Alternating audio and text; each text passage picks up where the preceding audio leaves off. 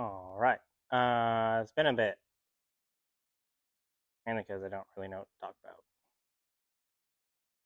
about. Going to be redoing, maybe I'll try it today, the turbo calculation stuff. Probably got a piece of stuff in there that people don't like.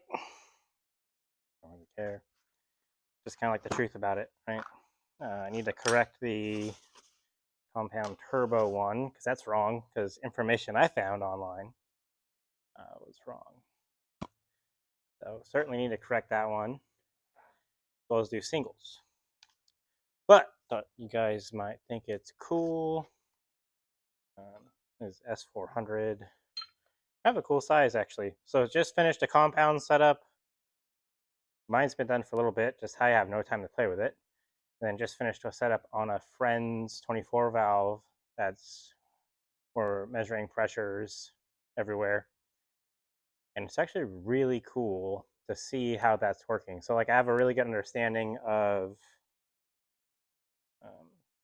turbine speed, air speeds, all that fun stuff. To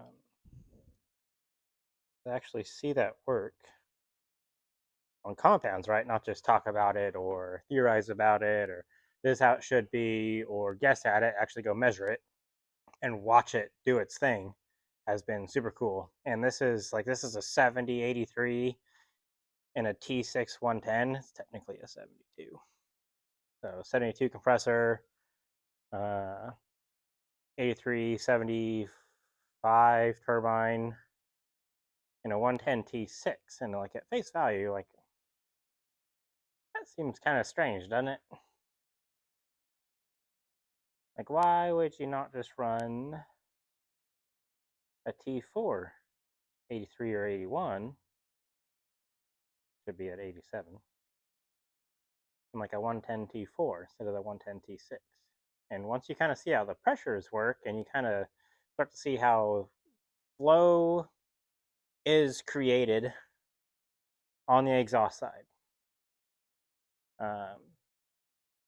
it actually makes sense why you would kind of do something like this, because you have two things that will adjust the flow rate of the hot side, the pressure, and the turbine's consumption rate. And you have to remember the turbine's consumption rate is actually kind of like an upside down parabola.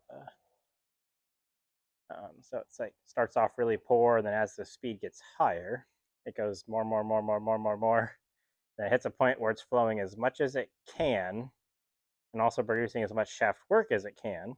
So it's like happy medium between the two. And then it goes actually back down. It starts going faster, and it's producing more work, but it starts to flow less, and then it starts to flow less, produce same work, and then flow less, produce less work. But it's really interesting to see how that works on singles, and then see how that works in compounds. So, without further ado, these are some I'm doing right now, besides the S300. This is a BD OG 14 centimeter or 0.80 housing. It says the oil drain on it because you can't get the oil drain off with the wastegate actuator in the way. But part number is just a 174429. I'm pretty sure it's a 5865. So we're going to replace the 65 turbine with a 68 and replace the 14 centimeter wastegated housing with a 9 centimeter wastegated housing. So I've done a couple of these, and I have done one with a 9 centimeter 65. That was a much lower power application. Like I was, and they're super happy with it, and ATO's really heavy with it. But it was like a guaranteed doesn't make more than 300 horsepower. So we stuck the 65 and a 9. This probably makes more than that, maybe not much, fuel wise, but there's a lot of freeway driving, not too much towing. But when it does tow, it needs to tow good, or certainly will be better than this 14. But that'll help. And he's trying to kind of get drive to boost, be better. So we're going to go 68. Oh, and then you're not gonna know what. I'll take a guess at what's in my hands. It's the Holy Grail. This is a variable geometry S300. You all know where they come from. So this is supposed to be a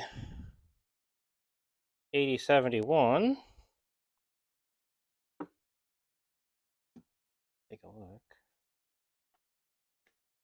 Pretty sure they only sell it as so.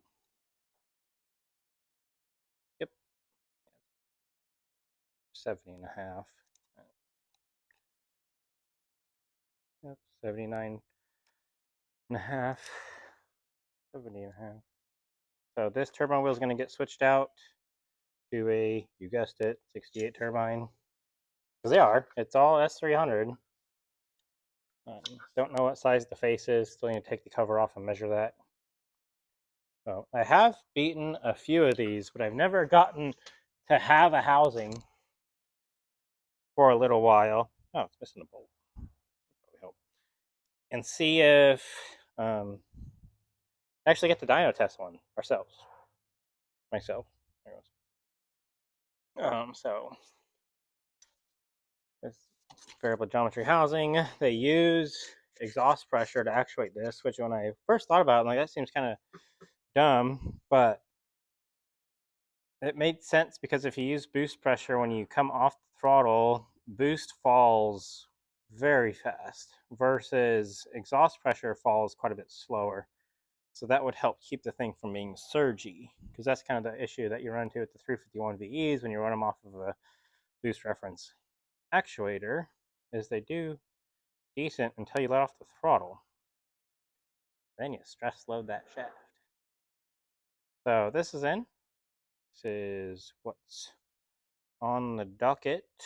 So this housing is, the turbo is going to get replaced with a 68 turbine, so the 71, and it'll have a 9 centimeter housing instead of this variable geometry housing. The owner of this housing is nice enough to let me borrow the housing. I'd like to test the whole turbocharger back to back, but it's been raining nonstop, and my dyno is in where it's muddy. So I can't quite get to it. If it stays, it's supposed to rain tomorrow afternoon. So if it stays sunny long enough and dry enough, I'm going to try and get the fuel drive over there today and load it on there. But thought you guys might think it's pretty cool. I have replaced a few of these, and no one's ever went back. But I've never had one in my hands. So I don't really think I'm going to take it apart too far. I don't know how it goes together. But yep, that thing is fully closed right there.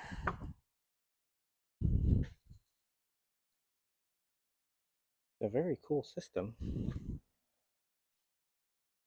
The main thing.